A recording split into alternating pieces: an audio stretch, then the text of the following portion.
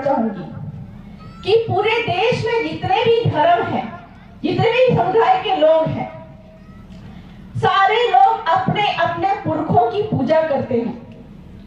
और कहीं ना कहीं हम आदिवासी अपने पुरखों की पूजा करना छोड़कर, उन पुरखों की पूजा करना छोड़कर जिन्होंने हमारे जल जंगल जमीन खनिज को बचाया, हमारा अस्तित्व बचाया, वरना आज यहाँ पे एक भी आदिवासी यहाँ पे बैठने लायक नहीं होता, जिंदा नहीं होता। हम उन पुरखों को भूल चुके हैं।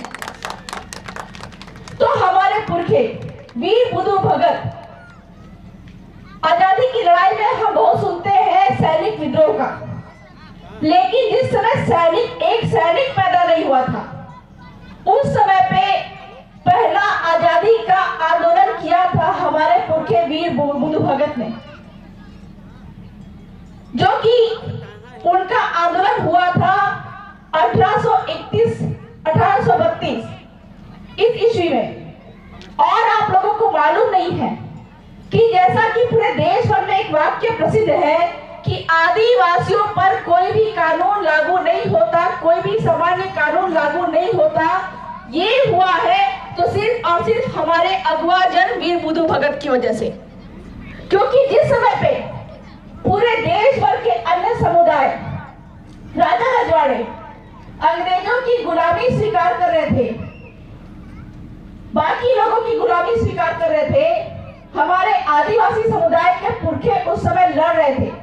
और आजादी की पहली लड़ाई लड़के हमारे वीर बुधु भगत थे, जिन्होंने लड़ाई लड़ी और कहा कि हम तुम्हारे कानून के अंदर में नहीं आएंगे, क्योंकि हमारी अलग व्यवस्था है, हमारी अलग पढ़ा व्यवस्था है, हमारी अलग ग्राम सभा है, हमारी अलग मुंडा मानती है।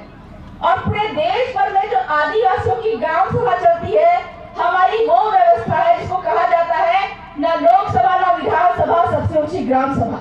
तो हम तुम्हारा कानून हम नहीं मानेंगे। और तब जाके संथाल विद्रोह भी हुआ था।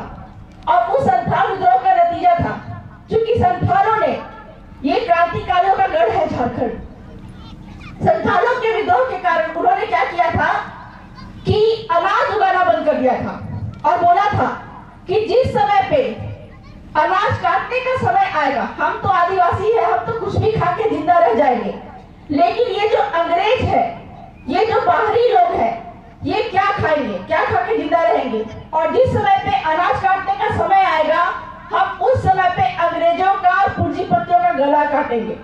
तब जाकर अंग्रेज डर गए और उन्होंने रिसर्च किया। क्या रिसर्च किया कि सारे लोग हमारे आगे सर झुका देते हैं, लेकिन ये लोग जो बैठे हैं, ये लोग कौन लोग हैं जो कि मर जाते हैं, बच्चे बूढ़े जवान महिलाएं सारे लोग आते हैं हमसे लड़ने के लिए, लेकिन मर जाते हैं, लेकिन हमारे आगे अपना शीश नहीं झुकाते हैं। तब उनको मालूम चला कि बाकी लोग जो है वो कहीं ना कहीं हमारी तरह व्यापार करने के लिए यहाँ पे आए थे, और जो यहाँ पे बैठे हुए लोग हैं, जिस समुदाय के हम खून हैं, ये आदिवासी लोग ही देश के असली मालिक है, जो कि कहीं बाहर से नहीं आए, यही के हैं। और यही बात सुप्रीम कोर्ट ने भी अपने जजमेंट में कही है।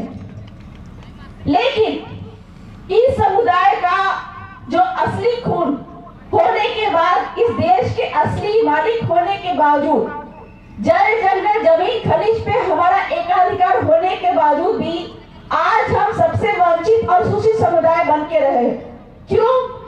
क्योंकि जो लड़ाई हमारे पुरखों ने की थी, हम उसको भूल गए हैं। हम अपने पुरखों की गाथा सुनना छोड़ चुके हैं और हमारा खून आज पानी हो गया है। ये बहुत शर्मनाक बात है। ये बात हमको समझना पड़ेगा, क्योंकि जिस झारखंड की हम बात कर रहे हैं, पूरे देश के आदिवासी जो है, यहाँ के झारखंड की गाथा सुनकर एनर्जी लेते हैं कि यहाँ के आदिवासियों ने लड़ाई लड़ी और अंग्रेजों को भगाया। और वीर बुधु भगत, उन्होंने क्या बोला कि जो बंगाल रेगुलेशन बना था, इनके आंदोलन का नतीजा था कि अंग्रेजों ने कहा कि आदिवासी पे कोई भी कानून लागू नहीं होगा, यानी कि आदिवासी क्षेत्र को, ये जो झारखंड का जो आदिवासी क्षेत्र है, इसको कहा नॉन रेगुलेटेड एरिया। मतलब कि अंग्रेजी संविधान तो देश भर में लागू हुआ, अंग्रेजों के कानून लागू हुए, लेकिन आदिवासियों पे अंग्रेजों का कोई भी कानून लागू नहीं होता था। और यही चीज भारत के संविधान के 5वीं अनुसूची के रूप में लिखा हुआ है, जिसका एक रिपोर्ट मेरे पास में है। ये है राष्ट्रीय अनुसूचित जनजाति आयोग की रिपोर्ट 2012-13 की, जिसमें ये बात साफ साफ लिखी हुई है कि देश भर के जितने भी कानून हैं, अंग्रेजी कानून है चाहे सामान्य कानून है जो 1950 के बाद में बने हैं, वो सारे कानूनों को देखा जाना चाहिए, क्योंकि आजादी के पहले आदिवासियों पे ये सब कानून लागू नहीं होते थे। देखा जाना चाहिए और तब जाके आदिवासियों के जो रीति रिवाज परंपरा है, इसके अनुसार ही इसको आदिवासियों पे लागू करना चाहिए।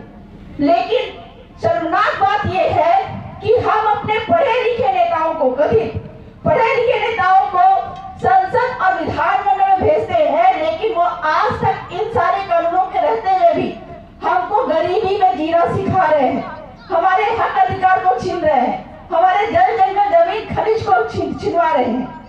क्योंकि आजादी के पहले जब हमारे पुरखे यहाँ पे लड़ रहे थे, तो 1950 के पहले पूरे आदिवासी समुदाय के पास में 60% जमीन थी, अभी घट के मात्र 3% की हो गई है। तो ये जो जमीनें वो कहाँ गई? सुप्रीम कोर्ट अपने जजमेंट में बोलता है, एक कानून है भूमि अधिग्रहण कानून 2013, उसमें आप सेक्शन 41-42 में पढ़ेंगे, साफ साफ लिखा हुआ है कि एसटी और एससी की जमीन कोई दूसरा नहीं ले सकता। तो ये बात के रहते हुए भी जो कि आपके झारखंड काश्तकारी अधिनियम यानी कि झारखंड टेनेंसी एक्ट में भी यही बात लिखी हुई है कि एसटी और एससी की जमीन, एसटी की जमीन अगर बिकेगी तो एसटी को ही बिकेगी, एससी की जमीन अगर बिकेगी तो एससी को ही बिकेगी। बावजूद उसके आदिवासियों की और अनुसूचित जाति की जमीन धड़ल्ले से कलेक्टर महोदय के मार्फत दूसरे लोगों को, कंपनी को, सरकार को दिया गया। जबकि सुप्रीम कोर्ट ने क्या बोला कि आदिवासी क्षेत्र में केंद्र सरकार और राज्य सरकार की एक ही जमीन नहीं है, और अगर यहाँ पे सरकारें व्यापार करेंगी, कंपनी बैठाएगी, तो वह कंपनी भी सिर्फ और सिर्फ आदिवासियों की ही होनी चाहिए। इतने सारे कानून होने के बावजूद में हमारे जो अनपढ़ नेताओं को हम वहां पे भेजते हैं, गलती हमारी नहीं है, हम तो अपने हिसाब से हमारे नेताओं को चुन के वहां पे भेजते हैं। लेकिन ये जो मुख्य धारा की पार्टियां हैं, जो मुख्य पार्टियां हैं, वो क्या करती है? हमारे नेताओं को, हमारे आदिवासी नेताओं को बोलने नहीं देती है, हमारे समुदाय के हित के लिए बोलने नहीं देती है। तो आइंदा से जब भी आने वाले सालों में हम लोकतांत्रिक तरीके का हिस्सा बनेंगे, चुनाव में भाग लेंगे, तो इस बात का ध्यान आपको साफ साफ रखना पड़ेगा। और जिस भूमि अधिग्रहण कानून की मैं चर्चा कर रही थी कि आदिवासी की जमीन ली ही नहीं जा सकती, हमारे इन्हीं नेताओं की वजह से आज इसमें संशोधन कर दिया गया है। जबकि हमारे वीर बुद्धू भगत जो थे, उन्होंने साफ साफ ये बात अंग्रेजों से कहलवाई, ये कानून बनाया कि अंग्रेजों का कोई भी कानून आदिवासियों पर लागू नहीं होगा। यहाँ पे जितने भी आदिवासी क्षेत्र में सारी जगह पे मैंने बताया कि यहाँ पे आदिवासी की जमीन आदिवासी खरीद सकता है, कोई और नहीं खरीद सकता है, एससी की जमीन एससी खरीद सकता है, कोई और नहीं खरीद सकता है। लेकिन बावजूद उसके आदिवासी की जमीन दूसरों को बिक रही है। क्या सॉल्यूशन है, क्या तरीका है? कोई भी नेता मंत्री आज तक आप लोगों को इसका सॉल्यूशन नहीं बताए होंगे।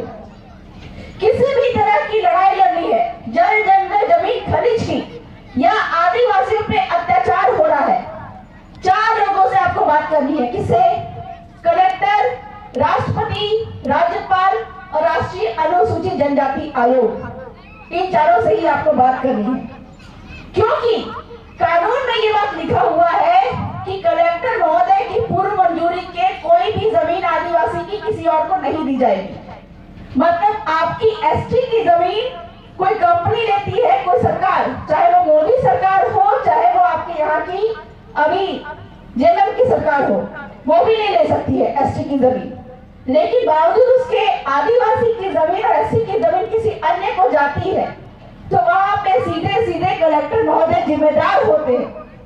और आपके छत्तीसगढ़ में आदिवासी की जमीन गलत तरीके से दूसरों को देने की वजह से कलेक्टर महोदय पे आईपीसी की तमाम धाराएं लगाकर उनको जेल भेजा गया। तो हम लड़ने का तरीका नहीं जानते हैं। अगर आदिवासी की जमीन किसी अन्य को दी गई, सरकार को दी गई या फिर किसी कंपनी को दी गई, तो सीधे सीधे कलेक्टर महोदय पे भी तमाम तरह की आईपीसी की धारा 124A के तहत धारा लगाकर उनको भी जेल भेजा जा सकता है। लेकिन हमने कभी भी अपने हक अधिकार का इस्तेमाल नहीं किया। क्यों? क्योंकि आजादी के 70 साल में हमने कभी भी भारत का संविधान पढ़ने की कोशिश नहीं की। कानून संविधान क्या है ये जानने की कोशिश हमने नहीं की। आपके दिल्ली में ट्विन टावर के नाम पे एक बहुत बड़ी बिल्डिंग को गिराया गया, लेकिन हम आदिवासियों को क्या लगता है कि आदिवासी की जमीन छिन गई है, कोई दूसरा उसको ले गया है, कंपनी ले गई है, सरकार ले गई है, तो हम उसको वापस नहीं ले सकते हैं। एक छोटा सा उदाहरण देना चाहूंगी। एक छोटे से हाथी को बांध के रखा गया, जब वो छोटा सा था, जंगल से लाया गया, बांध के रखा गया, मोटी सी जो लोहे की जंजीर है उससे। हाथी का बच्चा उसको तोड़ने की कोशिश कर रहा था, नहीं टूटा। धीरे धीरे करके उसको मोटी सी रस्सी से बांध के रखा जाने लगा। हाथी के बच्चे ने उसको तोड़ने की कोशिश की, फिर भी उससे नहीं टूटा। धीरे धीरे हाथी बड़ा होता गया। बड़ा होने के बाद में उसको लोहे की जंजीर से हटा के मोटी सी रस्सी से बांध के रखा जाता है।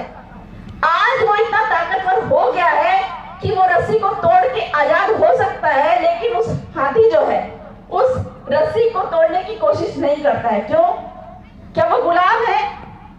वो गुलाम नहीं है, वो मानसिक गुलाम है। यही मानसिक गुलामी में जीने की हमको आदत पड़ गई है। मतलब हमको लगता है कि जो चीज चली गई है वो वापस नहीं हो सकती है, जबकि देश भर में मात्र 8% की जनसंख्या आदिवासियों की है। लेकिन सरकारें क्यों डरती है आदिवासियों से? इसलिए डरती है क्योंकि एक भी आदिवासी ने अगर प्रश्न उठा दिया कि आदिवासी की जमीन हमको वापस करो, तो उनके हलक से, कंपनी से, सरकार से और बाकी लोगों से सारी की सारी जमीन तो वापस होगी, साथ ही साथ में इतने दिन तक उसका उपभोग जो किया है उसका मुआवजा भी उनको वापस करना पड़ेगा। पूरा देश की सत्ता उतर पुतर हो जाएगी और आदिवासी सत्ता में काबिज हो जाएगा। ये बात सरकारें जानती है, इसलिए आपको सोचने समझने का मौका नहीं देती है। क्योंकि देश में दो ही प्रवृत्ति के लोग जिंदा है। एक कौन? जो कि अत्याचार करता है, और दूसरा कौन?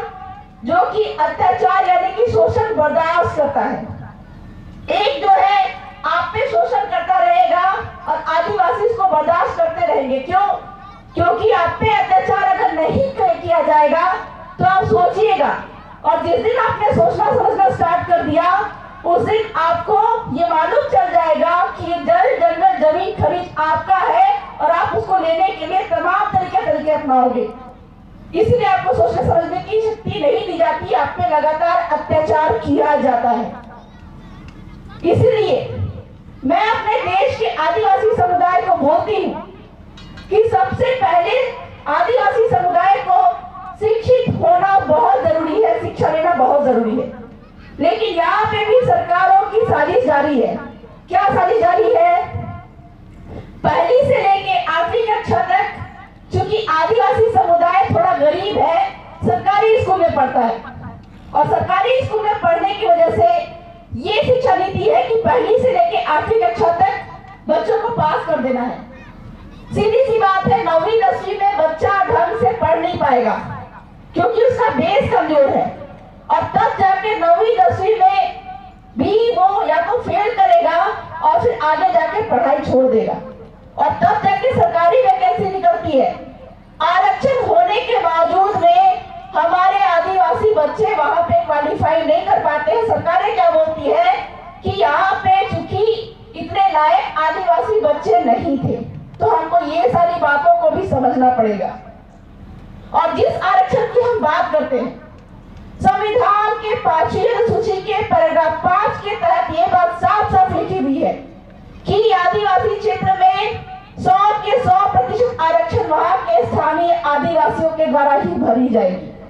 लेकिन हमको झुंझुना पाने का आदत हो गया है। मतलब जितनी भी सीटें निकलेंगी उसमें स्थानीय आदिवासियों का ही अधिकार होगा। लेकिन आज तक झारखंड में स्थानीय कौन ये ही निर्धारित नहीं हो पाएगा तो सरकारी नौकरियां लेके आप क्या करेंगे? मतलब स्थानीय कौन, स्थानीय नीति, इसकी बात आपने सुनी होगी।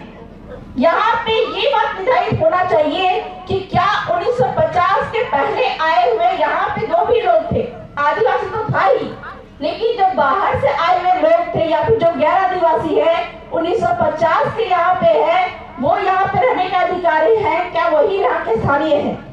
तब जाके क्या है, जो 1950 के पहले से आए हुए लोग हैं वो यहाँ के स्थानीय कहलाते और उन्हीं को यहाँ पे नौकरियों में भर्ती रखती। लेकिन इसके अभाव में अभी जितने भी लोग बाहर से आ रहे हैं, किसी भी राज्य से आ रहे हैं, चाहे हम दोहरी नागरिकता की बात करते हैं कि दो नागरिकता किसी के पास नहीं होनी चाहिए, लेकिन आज हम दोहरी स्थानीयता को भी खुशी खुशी स्वीकार कर रहे हैं। हमने कभी भी इस बात को क्वेश्चन नहीं किया कि यहाँ पे रहने वाले लोगों के पास में दो स्थानीयता कैसे है, एक अपने बाप के राज्य में, एक हमारे राज्य में, दो स्थानीयता है। तो ये बात स्थानीय नीति तय होने के साथ में निर्धारित होनी चाहिए कि किसी के पास में दोहरी स्थानीयता नहीं होनी चाहिए। जिसको यहाँ पे रहना है वो अपने बाप के जो वहां पे राज्य है वहां की स्थानीयता उसको छोड़नी पड़ेगी। तो कहने के लिए मेरे पास बहुत सारी बातें हैं। एक अंत में एक बात कहना चाहूंगी कि जो खाली पड़ी जमीन होती है गांव की, मैंने ग्राम सभा की बात की, खाली पड़ी जमीन होती है, हमको क्या लगता है वो किसकी जमीन है? सरकारी जमीन है। जो गांव के अंदर में खाली पड़ी जमीन है हम बोलते हैं कि वो सरकारी जमीन है। आदिवासी समुदाय में लड़कियों को जमीन में हिस्सा नहीं दिया जाता है। क्यों? क्योंकि कल को लड़की अगर किसी गैर आदिवासी से शादी कर लेगी तो वो जमीन भी किसी गैर आदिवासी के पास में चली जाएगी। इसलिए ये नियम बनाया हमारे पुरखों ने कि लड़कियों को जमीन में हिस्सा नहीं देना है। लेकिन आज हम अपनी जमीन सरकार को भी दे रहे हैं और दूसरों को भी बांट रहे हैं, कंपनियों को भी दे रहे हैं। और यहाँ पे बैठे हर एक पुरुष को जो जमीन मिलती है वो किससे मिलती है? बाप के बाप के बाप के बाप से मिलती है। यहाँ बैठे हर एक पुरुष को जमीन मिलती है, वो बाप के बाप के बाप के बाप से मिलती है। हम बोलते हैं कि खाली पड़ी जमीन सरकारी है, तो आप मुझे ये बताइए कि अगर खाली पड़ी जमीन सरकारी है तो सरकार के बाप का नाम क्या है? अगर खाली पड़ी जमीन सरकारी है तो सरकार के बाप का नाम तो कुछ होना चाहिए। क्योंकि यहाँ पे बैठे हर एक व्यक्ति को जमीन मिलती है, वो बाप के बाप के बाप के बाप से मिलती है, यही हमारे खाता खतियान में लिखा हुआ होता है। तो चूंकि हर 5 साल में सरकार का बाप बदल जाता है, कभी भाजपा की सरकार होती है, कभी कांग्रेस की सरकार होती है, कभी अन्य की सरकार होती है, तो सरकार का कोई भी बाप नहीं है। इसीलिए आदिवासी क्षेत्र में सरकार की जमीन भी नहीं है, वो आदिवासियों के सामुदायिक जमीन है। ये बात मैं नहीं कह रही हूँ, ये बात सुप्रीम कोर्ट कर रहा है अपने जगपाल सिंह बनाम पंजाब जजमेंट में, जिसमें उन्होंने साफ साफ कहा कि आदिवासी के गांव के सीमाना के अंदर में आने वाले खाली पड़ी जमीन पे गांव का सामुदायिक अधिकार होगा। और हम बात करते हैं 5वीं अनुसूची की, तो वहां पे जंगल, नदी, तालाब, पहाड़, सब पे अधिकार गांव का सामुदायिक ही होगा, किसी सरकार का, किसी फॉरेस्ट डिपार्टमेंट का नहीं होगा।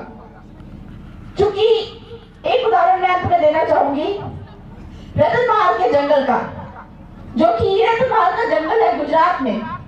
वहां पे फॉरेस्ट डिपार्टमेंट, वन विभाग अपना कब्जा जमा के बैठा था। कल तक जहाँ पे आदिवासियों के बाप दादा उस जंगल पे कब्जा किए हुए थे, जो कि उनके गांव के सीमाना के अंदर में था, वहां पे वन विभाग आके बोलता है कि हम यहाँ पे रीछ अभयारण्य बनाएंगे, मतलब वहां पे रीछ रखेंगे। रीछों को जिंदा रहने का अधिकार है, आदिवासियों को जिंदा रहने का अधिकार नहीं है, उनका ये कहना था। और फिर वहां पे बाउंड्री करके वहां पे एंट्री फीस ले रहे थे। टेंट सिटी बनाया, उससे कमाई कर रहे थे। एक रेस्टोरेंट बनाया, उससे कमाई कर रहे थे। और रेस्टोरेंट में कमाई करने वाला कोई बाहरी इंसान, वहां का स्थानीय नहीं। तब जाके वहां के स्थानीय आदिवासियों ने सूचना के अधिकार के अधिनियम के तहत अधिकार मांगा कि वन विभाग आप जो बोल रहे हैं कि ये जमीन जो है ये वन विभाग का है, तो हमको बताइए कि ये वन विभाग का है या नहीं है। तब जाके उनको मालूम चला कि पूरा का पूरा रीछ अभयारण्य वन विभाग जो बैठा हुआ था वो सारा का सारा जंगल 114 भील आदिवासियों के नाम पे था। तब जाके वहां के भील आदिवासियों ने क्या बोला कि हम आपके खिलाफ में कोर्ट में जाएंगे। और वन विभाग को समझ में आ गया। क्या समझ में आया कि अगर ये लोग कोर्ट चले गए आदिवासी, तो हमको जंगल तो छोड़ना ही पड़ेगा। हमने जो इतने दिन कमाई यहाँ पे की है वो सारा का सारा इनको वापस करना पड़ेगा मुआवजा के साथ में। तब जाकर उन्होंने वहां के जो मुखिया होता है उसको लालच दिया कि यहाँ पे छोटा सा जो रेस्टोरेंट चल रहा है, होटल चल रहा है, तुम ये इसको चलाओ। और वहां का जो मुखिया था उसने क्या किया कि वो होटल चलाना शुरू किया और उसने ज्यादा कुछ काम धाम नहीं किया, केवल जो आदिवासी खाना होता है वहां का वही बेचना शुरू किया। और शनिवार रविवार को इतनी ज्यादा भीड़ होती थी वहां पे कि उसकी एक दिन की कमाई 1 लाख रुपए होती थी। अगर महीने भर ढंग से कमाए तो महीने भर की कमाई 30 लाख रुपए हर महीने। तो आपको ये समझना पड़ेगा कि सरकारी नौकरी का लालच देके कि आदिवासी का आरक्षण है, आदिवासियों का सरकारी नौकरी है, इसका लालच देके जो सरकारें हमको सरकारी नौकरी में बांध देती है, अगर आप अपनी जमीन का इस्तेमाल अच्छी तरह से करोगे, क्योंकि जल जंगल जमीन खरीद सब आपका है, जमीन का इस्तेमाल कमाई के लिए करोगे तो आपको मालिक बनने से कोई नहीं रोक सकता है। लेकिन हम सोचने समझने की शक्ति को भूल चुके हैं और हमको मानसिक गुलामी का ही स्वीकार करने की आदत हो गई है। तो अंत में मैं अपने आदिवासी समुदाय से यही कहना चाहूंगी, वो दिन गए जब हमारे बाप दादा, हमारे वीर बुद्धू भगत तीर धनुष लेके लड़ाई लड़ने के लिए चले जाते थे। अब वो दिन गए। अगर आप तीर धनुष लेकर अगर लड़ाई लड़ने जाओगे तो आपको आईपीसी की तमाम धाराएं लगाकर जेल के अंदर में डाल दिया जाएगा।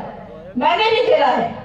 1 साल 13 दिन मुझे जेल में डाला गया और तमाम तरह की बातें फैलाई गई। क्यों? क्योंकि मोदी जी के सपनों के दिल्ली मुंबई नेशनल कॉरिडोर के खिलाफ में मैं कोर्ट में लेके चली गई थी लोगों को। और तब जाके सरकार को लगा अगर ये बाहर रहेगी तो जमीन ये वापस लेने नहीं देगी। तब जाके उन्होंने मुझ पर फर्जी आरोप लगाए और 1 साल 13 दिन के बाद उन्होंने जजमेंट दिया कि बबीता कच्छप एक समाज सेवी है और इस पे लगाए गए तमाम तरह के जो आरोप पुलिस ने लगाए हैं, एक भी सबूत वो पेश नहीं कर पाई। तो सत्य निराश हो सकता है लेकिन कभी हार नहीं सकता है।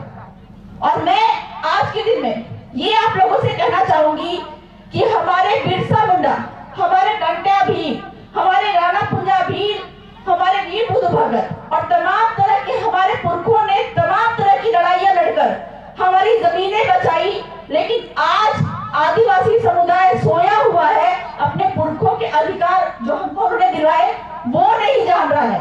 इसलिए हमको ना सिर्फ अपने पुरखों का इतिहास जानने की आवश्यकता है, अपने कानून संविधान को जानने की आवश्यकता है, बल्कि जो चला गया है उसको भी वापस लेने की ताकत हमें पैदा करनी होगी। तब जाके हम असल में आदिवासी समुदाय के लोग कहला पाएंगे। तो वक्ता बहुत है, मैं बहुत ज्यादा नहीं कहना चाहूंगी। सबको जोहार, जय आदिवासी।